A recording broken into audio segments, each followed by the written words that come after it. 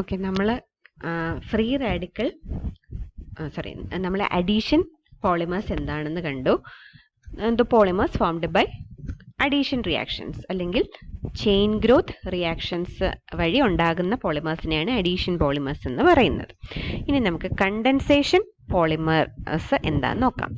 Those polymers which are formed by condensation polymerization reaction are called condensation polymers. ഇപ്പോൾ എന്താണ് condensation polymerization?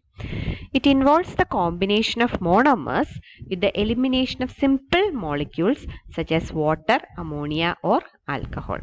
അപ്പോൾ നമ്മുടെ monomers combine ചെയ്ത് ചെറിയ മോളിക്യൂൾസ് എലിമിനേറ്റ് ചെയ്തുകൊണ്ട് പോളിമറൈസേഷൻ നടക്കുന്ന റിയാക്ഷനെയാണ് കണ്ടൻസേഷൻ പോളിമറൈസേഷൻ എന്ന് പറയുന്നത്. ഇതിനെ നമുക്ക് സ്റ്റെപ്പ് ഗ്രോത്ത് പോളിമറൈസേഷൻ എന്നും പറയാം. The mechanism involves bifunctional or multifunctional monomers. They react first to form dimers, then trimers, long oligomers and finally long chain polymers. അപ്പോൾ ഇതിൻ്റെ മെക്കാനിസത്തിൽ എന്താ സംഭവിക്കുന്നത്? നമ്മുടെ മോണോമേഴ്സിൽ ബൈഫങ്ഷണൽ ഓർ മൾട്ടി ഫങ്ഷണൽ ഗ്രൂപ്പ്സ് ഉണ്ടാകും. എന്ന് വെച്ചാൽ എന്താ, ഒരു മോണോമറിൽ ഇപ്പം നമ്മൾ കഴിഞ്ഞ അഡീഷൻ പോളിമറൈസേഷൻ്റെ കേസിൽ ആ മോണോമറിൽ ഒരു CL അല്ലെങ്കിൽ ഒരു CN അതും അല്ലെങ്കിൽ ഒരു അസറ്റേറ്റ് ഗ്രൂപ്പ് മാത്രമേ ഉണ്ടാവുള്ളൂ. അത് അങ്ങനെയുള്ളതിനെയാണ് മോണോ ഫങ്ഷണൽ ഗ്രൂപ്പ്സ് എന്ന് പറയുന്നത്. പക്ഷേ കണ്ടൻസേഷൻ പോളിമറൈസേഷൻ്റെ കേസിൽ മോണോമേഴ്സ് ബൈ ഫങ്ഷണൽ ആയിരിക്കും.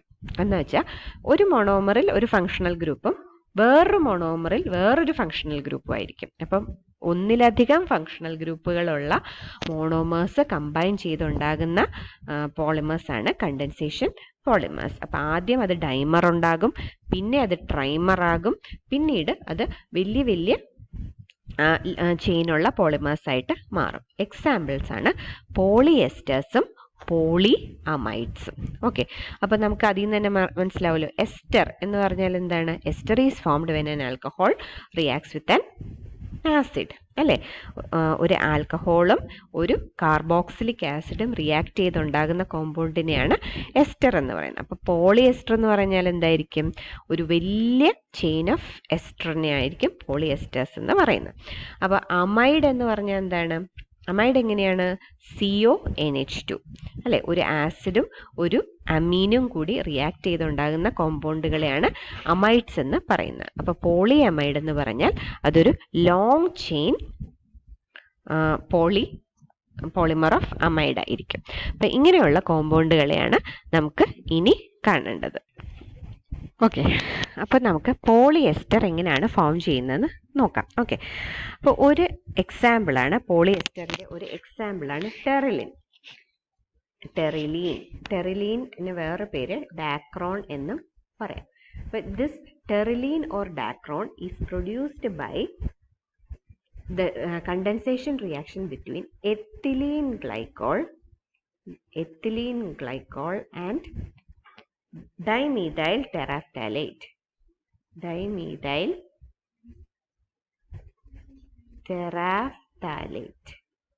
ഓക്കെ, അപ്പോൾ എത്തിലീൻ ഗ്ലൈക്കോൾ എന്ന് പറഞ്ഞാൽ CH2OH ഇതാണ്. ഇപ്പം നമ്മൾ ഇതിനു മുന്നേ ഒക്കെ നമ്മൾ ഫാറ്റ്സ് ആൻഡ് ഓയിൽസ് കണ്ടപ്പോഴത്തേനും എത്തിലീൻ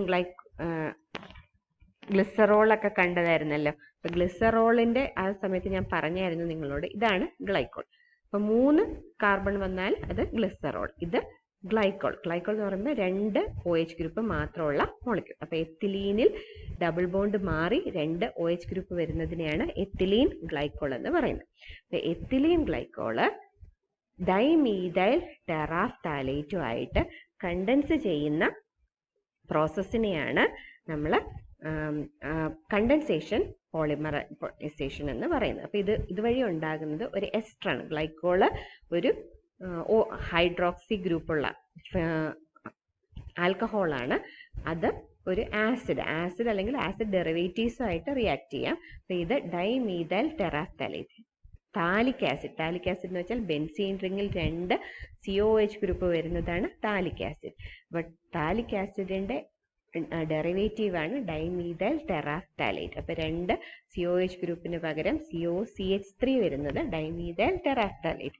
അപ്പോൾ ഡൈമീഥൈൽ ടെറാഫ്താലേറ്റുമായിട്ട് എത്തിലീൻ ഗ്ലൈക്കോൾ കണ്ടൻസേഷൻ റിയാക്ഷൻ ആണ് നടക്കുന്നത്. This reaction takes place at high temperature of 200 degree Celsius. അപ്പോൾ ഇങ്ങനെ ഉണ്ടാകും. ഇങ്ങനെ കണ്ടൻസേഷൻ റിയാക്ഷൻ നടക്കുമ്പോൾ എന്താ സംഭവിക്കുക? ഇവിടെ നോക്കൂ, ഇവിടെ ഒരു ആൽക്കഹോൾ ഗ്രൂപ്പ് -CH3OH ഒരു ആൽക്കഹോൾ ഗ്രൂപ്പ് എലിമിനേറ്റഡ് ആകും. ഇവിടെയും ഇങ്ങനെ 2 സ്ഥലത്ത് നിന്നും എന്ത് സംഭവിക്കും? ഒരു ആൽക്കഹോൾ മോളിക്യൂൾ എലിമിനേറ്റഡ് ആകും. 2 ഭാഗത്തു നിന്നും എലിമിനേറ്റഡ് ആയിട്ട് നമുക്കിവിടെ ഉണ്ടാകുന്നത് ഒരു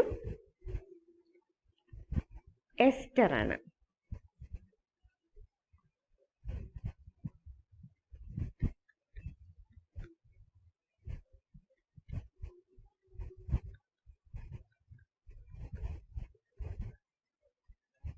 ഒരു എസ്റ്റർ ഫോം ചെയ്യും. ഓക്കെ, അപ്പോൾ ദിസ് ഇസ് ഡൈഎത്തിലീൻ ഗ്ലൈക്കോൾ ടെറാഫ്താലേറ്റ്.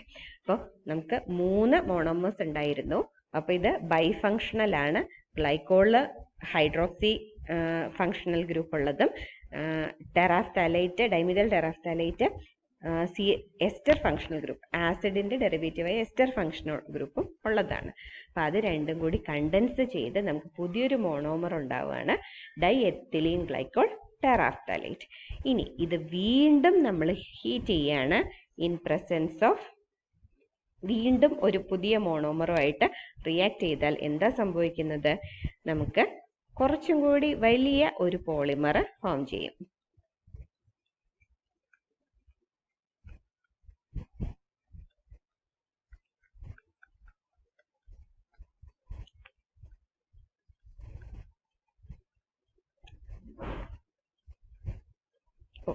ഇപ്പൊ ഇവിടെ n ടൈംസ് ഇതേപോലത്തെ ഒരു എത്തിലീൻ മോളിക്യൂൾസുമായിട്ട് റിയാക്ട് ചെയ്യുകയാണെങ്കിൽ ഇതേപോലത്തെ ഇത് രണ്ടും എന്തൊക്കെയുണ്ട്?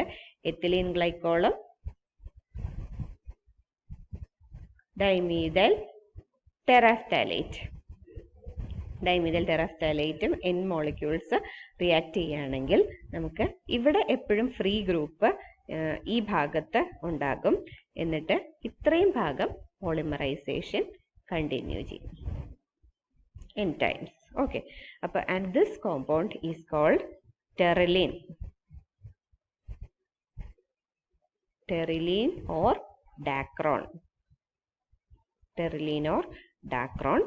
And ഇതിന്റെ നമുക്ക് പോളിമർ ഫോമിൽ പറയുകയാണെങ്കിൽ പോളിഎത്തിലീൻ ഗ്ലൈക്കോൾ ടെറാഫ്താലേറ്റ് എന്നാണ് നമുക്ക് ഈ കോമ്പൗണ്ടിനെ പറയുന്നത്. അപ്പൊ Terylene is an example of a polyester reaction ആണ് ഇവിടെ നടക്കുന്നത്. പിന്നെ ഒരു കാര്യം കൂടെ പറയാനുള്ളത്, ഇത് ഒരു കാറ്റലിസ്റ്റിന്റെ പ്രസൻസിലാണ് നടക്കുന്നത്. ആ കാറ്റലിസ്റ്റ് ആന്റിമോണി ട്രയോക്സൈഡ് ആണ്. SbO3 എന്ന് പറയുന്ന Sb2O3 എന്ന് പറയുന്ന ഒരു കാറ്റലിസ്റ്റിന്റെ പ്രസൻസിലാണ് ഈ റിയാക്ഷൻ നടക്കുന്നത്. ഓക്കെ, അപ്പോൾ ഇത് പോളിയെസ്റ്റർ ആണ്. Polyester, pterylene അല്ലെങ്കിൽ dacron, and it is prepared by the reaction between 2 molecules of ethylene glycol and 1 molecule of terephthalate, and the reaction reaction involves the elimination of 2 molecules of alcohol, and further condensation reaction with the monomers result in the formation of pterylene or dacron. Okay, ഇതാണ് പോളിയെസ്റ്ററിന് ഒരു example.